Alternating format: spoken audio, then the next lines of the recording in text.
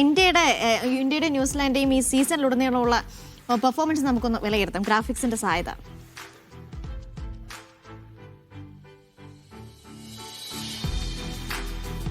Yes, India New Zealand കലാശപ്പോര് നടക്കാനിരിക്കുന്നു എന്ന് 7 മണിക്ക് മത്സരത്തിന് ആദ്യത്തെ പന്ത് വീഴും. യെസ്, നമ്മൾ ഈ പറഞ്ഞതുപോലെ തന്നെ ഈ ടൂർണമെന്റ് സ്റ്റേജ് 1 എന്ന് പറയുന്നത് സ്റ്റേജ് 1-ൽ 4 മത്സരങ്ങളാണുള്ളത്. അതിൽ ആ 4 മത്സരങ്ങളിൽ 4 മത്സരങ്ങളും ജയിച്ചുകൊണ്ട് 8 പോയിന്റുമായി ഗ്രൂപ്പ് ചാമ്പ്യന്മാരായിട്ടാണ് ഇന്ത്യ ഈ ഇതിലേക്ക് എത്തുന്നത്. അതിൽ തന്നെ ഒരുപക്ഷെ നമ്മൾ പല ഘട്ടത്തിലും ഈ USA-ക്കെതിരെ പോലും നമ്മൾ പതറിപ്പോകുമെന്ന സംശയങ്ങളൊക്കെ ഉണ്ടായിരുന്നു. നമ്മൾ ഈ സീസണിലുടനീളം ഈ ചെറിയ ടീമുകളെന്ന് വിശേഷിപ്പിച്ച ടീമുകളൊക്കെ മികച്ച പ്രകടനം പുറത്തെടുക്കുന്ന ഒരു സാഹചര്യമൊക്കെ ഉണ്ടായിരുന്നു. പക്ഷെ അങ്ങനെയുള്ള ഒരു വെല്ലുവിളി ഇന്ത്യയെ സംബന്ധിച്ചിടത്തോളം മത്സരത്തിൽ നേരിട്ടെങ്കിലും ഫലത്തിൽ അത് ഉണ്ടായിട്ടില്ല.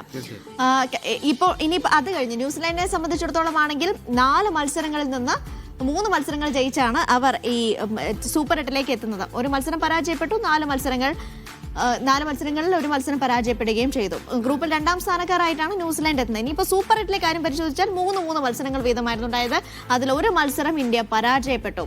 2 മത്സരം ജയിച്ചു. യെസ്, ആ തോൽവി അത് ഒരിക്കലും നമുക്ക് മാറ്റിക്കളെ അല്ലെങ്കിൽ ആ തോൽവിയിൽ നമ്മൾ ഏറ്റ പല തിരിച്ചടികളുണ്ട്. ആ തോൽവിയോട് ശരിക്കും നമ്മൾ ദക്ഷിണാഫ്രിക്കയോട് നന്ദി പറയണം. കാരണം അതുകൊണ്ടാണ് ഇപ്പോൾ ഇന്ത്യൻ ടീമിൽ സഞ്ജു സാംസൺ പ്ലേയിങ് 11-ലേക്ക് വന്നതും അങ്ങനെ ടീമിൽ മാറ്റം. ഒരു പക്ഷേ ആ മത്സരവും ജയിച്ചായിരുന്നെങ്കിൽ ടീമിൽ മാറ്റം ഉണ്ടാവില്ല, സഞ്ജു ഇന്ന് കളിക്കില്ല.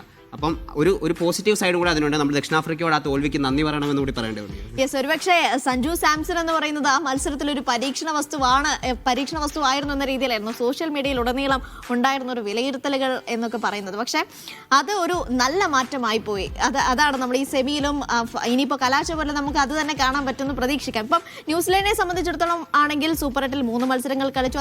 അതിൽ 1 മത്സരം പരാജയപ്പെട്ടു, 1 മത്സരം ജയിച്ചു, 1 മത്സരം ഫലമില്ലാതെ പോവുകയും ചെയ്തു. അത് പാകിസ്ഥാനെതിരായ മത്സരമായിരുന്നു. മഴ മൂലം മത്സരം ഉപേക്ഷിക്കേണ്ട ഒരു സാഹചര്യമായിരുന്നു. അങ്ങനെ ഇരു ടീമുകളും ഓരോ പോയിന്റ് വീതം എടുക്കുകയായിരുന്നു ചെയ്തത്. ഇനി സഞ്ജു സാംസനെ കുറിച്ച് നമ്മൾ ഒരുപാട് നേരം സംസാരിച്ചു. സഞ്ജുവിന്റെ പെർഫോമൻസ് ഒന്ന് നമുക്ക് വിലയിരുത്താം. ആദ്യം സഞ്ജുവിന് അവസരം ലഭിക്കുന്നത് നമീബിയക്കെതിരായ മത്സരത്തിലാണ്. അതായത് ആദ്യം ഇന്ത്യയുടെ മത്സരം USA-ക്കെതിരെയായിരുന്നു. അതിൽ സഞ്ജുവിന് അവസരം ലഭിച്ചില്ല. രണ്ടാമത് നമീബിയക്കെതിരെ സഞ്ജുവിന് അവസരം ലഭിച്ചു.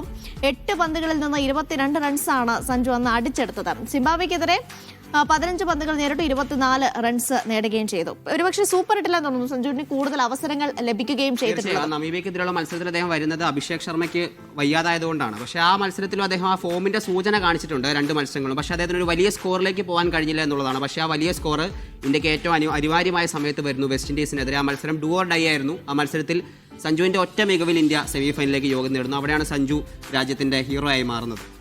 യെസ്, ഇംഗ്ലണ്ടിനെതിരായ മത്സരത്തിലും സെമി ഫൈനലിലും അതേ ഫോം സഞ്ജു തുടർന്നു എന്നുള്ളതാണ്. 89 റൺസ് 42 പന്തുകളിൽ നിന്ന് സഞ്ജു അടിച്ചെടുക്കുകയും ചെയ്തിട്ടുണ്ട്.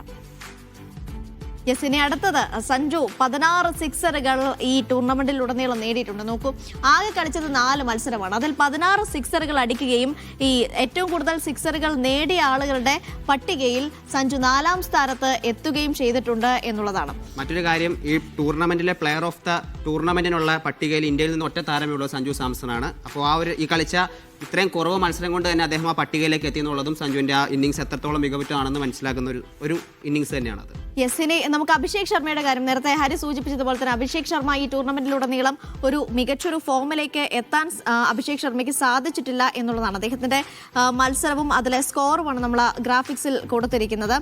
ആദ്യ മത്സരത്തിൽ അദ്ദേഹത്തിന് വെറും 9 റൺസ് മാത്രമാണ് നേടാൻ സാധിച്ചത്. 2ാം മത്സരത്തിലേക്ക് വരുമ്പോൾ വെസ്റ്റ് ഇൻഡീസിനെതിരെ 10 റൺസ് നേടി, സിംബാബ്വെക്കെതിരെ 55 റൺസ് നേടി. അതാണ് ഒരുപക്ഷെ ഈ ടൂർണമെന്റിലെ അഭിഷേക് ശർമ്മയുടെ മികച്ച പ്രകടനങ്ങളിൽ ഒന്ന് വേണമെങ്കിൽ അഭിഷേകിന്റെ ഈ ഒരു പ്രസന്റേഷൻ ഇന്നിവിടെ കൊടുക്കാൻ തന്നെ കാരണം അദ്ദേഹം മോശം ഫോമിലാണ്. എന്നിട്ട് നമ്മൾ ആ പ്രസന്റേഷൻ ഇവിടെ കൊടുക്കുന്നതെന്ന് പറയുന്നത് കഴിഞ്ഞ ലോകകപ്പ് നമ്മൾ കണ്ടതാണ്. അതിൽ വിരാട് കോഹ്ലിയുടെ ഐതിഹാസിക കരിയറിലെ ഏറ്റവും മോശം പ്രകടനത്തിലൂടെയാണ് അദ്ദേഹം കടന്നുപോയത്. പക്ഷേ ഫൈനലിൽ അദ്ദേഹം ടീം ഇന്ത്യക്ക് ഏറ്റവും അനിവാര്യമായ സമയത്ത് അദ്ദേഹത്തിന്റെ ഏറ്റവും മികച്ച ഇന്നിങ്സ് കാഴ്ചവെക്കുന്നു. അപ്പോൾ അതുകൊണ്ട് ഇന്ന് അഭിഷേക് ശർമ്മയുടെ ദിവസമാവാനുള്ള സാധ്യതയും നമ്മൾ എഴുതി തള്ളുന്നില്ല. കാരണം അദ്ദേഹം ഏറ്റവും മികച്ച ഫോമിൽ അദ്ദേഹം ഈ ടൂർണമെന്റിലേക്ക് വരുന്നു. പിന്നീട് ഈ ടൂർണമെന്റിലേക്ക് വന്നതിന് ശേഷം ആ ബാറ്റിംഗ് കണ്ണിയിലെ ഏറ്റവും മോശം കണ്ണിയായി മാറുന്നു. പക്ഷേ ഇന്ന് അഭിഷേകിന്റെ ദിവസമാവാനുള്ള ഒരു സാധ്യതയും എനിക്ക് കാണുന്നുണ്ട്. യെസ്, അങ്ങനെ ഒരു നല്ലൊരു പാർട്ട്ണർഷിപ്പ് വർക്ക്ഔട്ട് ആവട്ടെ എന്നുള്ളതാണ്. അത് വരികയാണെങ്കിൽ ഒരുപക്ഷെ ഒരു കൂറ്റൻ സ്കോറിലേക്ക് ഇന്ത്യ എത്തും. ആദ്യം ബാറ്റ് ചെയ്യുകയാണെങ്കിൽ, അല്ലെങ്കിൽ ചേസിങ്ങിലും അഭിഷേകിന്റെയും സഞ്ജുവിന്റെയും പാർട്ട്ണർഷിപ്പ് അത് ഗുണം ചെയ്യുകയും ചെയ്യും. യെസ്, അങ്ങനെയാണ് ഇന്ത്യൻ ടീമിന്റെ ഒരു പെർഫോമൻസ് എന്ന് പറയുന്നത്. നമുക്കൊരു